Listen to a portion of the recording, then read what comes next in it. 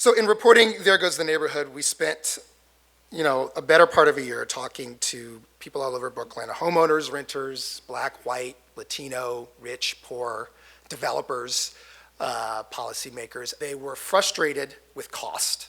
People were frustrated with dollars and cents, how much it costs to build things, to buy things, to afford the rent, yes. But their deepest frustration was not that.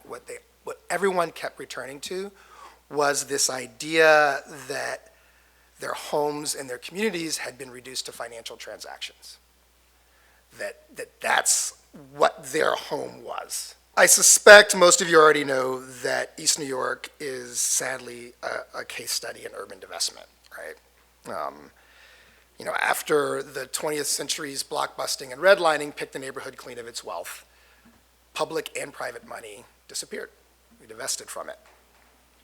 And that went on for decades, and what was left behind was a uniformly black and Latino neighborhood that found ways to invest in itself. And those investments, they're financial, but they're social, they're emotional, and they're the kinds of things that, again, we have to find a way to value when we start adding up the balance sheets of neighborhoods.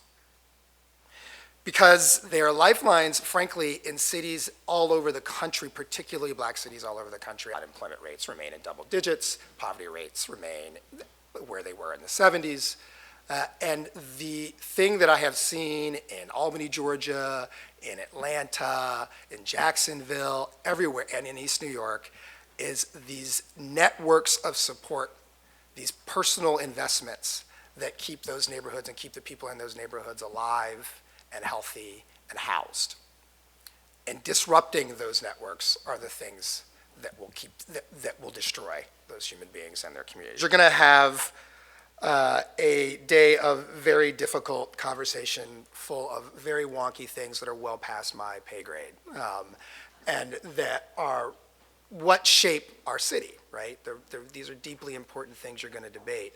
But while you do it, I'm asking that you keep Joshua and Annette close in that conversation, and not in some kind of paternalistic, they need to be taken care of way, but in a way of understanding that Joshua and Annette are our assets.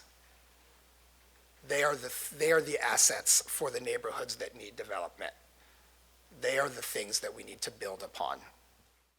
Neighborhoods that are currently undergoing displacement or likely to be in the very near future pose an opportunity to capture the upside of community change for long-term residents. We need to find effective strategies to minimize displacement there and secure affordable housing. And we have the potential for doing that, securing long-term affordability and diversity.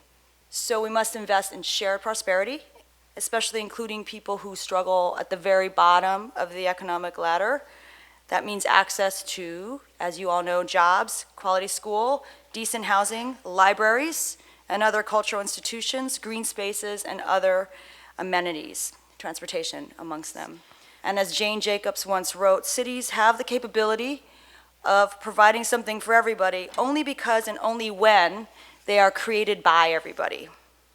So what we mean by that is for cities to thrive, everybody in them must share the benefits of their growth, which is why the conversation you're having today is so essential and can be very meaningful and helpful to us too.